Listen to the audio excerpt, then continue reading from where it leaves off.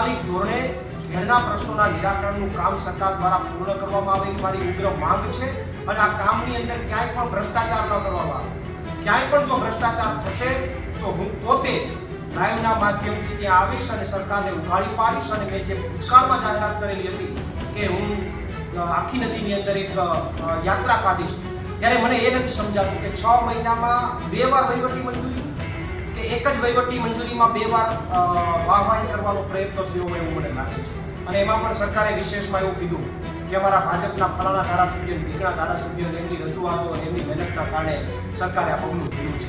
હવે જે ધારાસભ્યોએ કોઈથી ઘેર મુદ્દે ચર્ચા નથી કરી, વિધાનસભામાં ચર્ચા નથી કરી અને મને સ્થાનિકના લોકો દ્વારા જાણવા મળ્યું કે ઘેર મુદ્દે જ્યારે સ્થાનિક લોકો ચર્ચા કરતા ધારાસભ્યશ્રી ત્યારે ધારાસભ્ય કહેતા કે ભાઈ ઘેરમાં તો આવવું જોઈએ, ઘેરમાં તો પાણી જોઈએ અને એ ધારાસભ્યોની વાહવાહી કરવાનો પ્રયત્ન સરકાર જ્યારે કરી રહી છે। આમ આદમી પાર્ટીના નેતા પ્રવીણ રામ છે તે જ્યારે જેલમાં ગયા તેના પહેલા તેમના દ્વારા ઘેડના પ્રશ્નો છે તેને લઈને એક યાત્રા કાઢવામાં આવી હતી। એક આંદોલન સ્વરૂપે આ યાત્રા નીકળી હતી, જેમાં અલગ અલગ વિસ્તારોના ઘેડ વિસ્તારમાં ફરીને પ્રવીણ રામે તેના પ્રશ્નોને ઉજાગર કર્યા હતા। ત્યારે હવે જ્યારે પ્રવીણ રામ બહાર આવી ગયા છે અને ખેડૂતોને લઈને આમ આદમી પાર્ટીની જે યાત્રા હતી તે પણ પૂર્ણ થઈ ચૂકી છે, ત્યારે હવે પ્રવીણ રામ છે તેમણે ફરી એકવાર ઘેડ મુદ્દાને લઈને વાત કરી છે। ઘેડ મુદ્દાને લઈને તેમણે સરકારને આડે હાથ લીધી છે। શું કહ્યું છે પ્રવીણ રામે આ મુદ્દાને લઈને, સાંભળો। નમસ્કાર મિત્રો, જય જવાન જય કિસાન। ઘેડના મુદ્દે મેં કરેલી 14 દિવસની પદયાત્રા બાદ ઘેડના ખેડૂતોના મુદ્દે સરકાર સફાળી જાગી હોય એવું લાગી રહ્યું છે। સરકાર છાસવારે ઘેડના પ્રશ્નોના મુદ્દે વહીવટી મંજૂરી આપ્યાની જાહેરાતો કરે છે, પણ એમાં સમજવાની વાત એ છે કે જ્યારે ઘેડની પદયાત્રા શરૂ થઈ ત્યારે પણ સરકારે ઘેડના કામોને લઈને 1400 કરોડની વહીવટી મંજૂરી આપવાની જાહેરાત કરી અને અત્યારે તાજેતરમાં પણ સરકારે ફરીથી જ એ જ વહીવટી મંજૂરીની વાત કરી અને વાહવાહી કરવાનો પ્રયત્ન કર્યો કે ઘેડના ખેડૂતોના મુદ્દે અમે વહીવટી મંજૂરી સરકારે આપી છે। ત્યારે મને એ નથી સમજાતું કે 6 મહિનામાં 2 વાર વહીવટી મંજૂરી કે એક જ વહીવટી મંજૂરીમાં 2 વાર વાહવાહી કરવાનો પ્રયત્ન થયો હોય એવું મને લાગે છે। અને એમાં પણ સરકારે વિશેષમાં એવું કીધું કે અમારા ભાજપના ફલાણા ધારાસભ્યો, ઢીકણા ધારાસભ્યો એમની રજૂઆતો અને એમની મહેનતના કારણે સરકારે આ પગલું ભર્યું છે।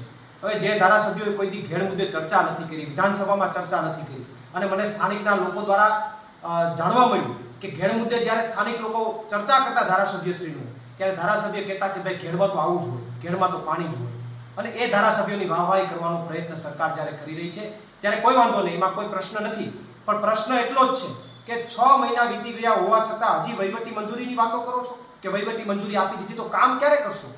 મારી ઉગ્ર માંગ સરકાર પાસે છે કે વહીવટી મંજૂરીની વાત 6 મહિનાથી તમે ચલાવો છો તો અમારી ઘેડના ખેડૂતોની પેઢીઓ પૂરી થઈ જશે તોય તમારું કામ પૂર્ણ નહીં થાય।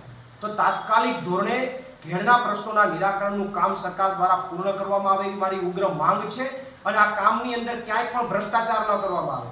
ક્યાંય પણ જો ભ્રષ્ટાચાર થશે તો હું પોતે લાઈવના માધ્યમથી ત્યાં આવીશ અને સરકારને ઉઘાડી પાડીશ અને મેં જે ભૂતકાળમાં જાહેરાત કરેલી હતી કે હું આખી નદીની અંદર એક યાત્રા કાઢીશ, એ યાત્રાના માધ્યમથી તમારી વચ્ચે જ્યાં કામ થતું હશે ત્યાં ભ્રષ્ટાચાર જો થતો હશે તો એમને ખુલ્લા પાડવાનું કામ કરીશ। એટલે હું સરકારને ઉગ્ર માંગ સાથે મારી રજૂઆત કરું છું કે ઘેડના ખેડૂતો માટે તાત્કાલિક ધોરણે જે કંઈ પણ વાત કરો છો વાહવાહી પછી કરજો, પણ જે કામ તમે જે જાહેરાતો કરી છે એનું તાત્કાલિક ધોરણે કામ થવું જોઈએ અને નદી પહોળી અને ઊંડી કરવાની વાત છે તો જે કામ શરૂ કરવાની વાત છે એ દરિયા કિનારા બાજુથી શરૂ થાય।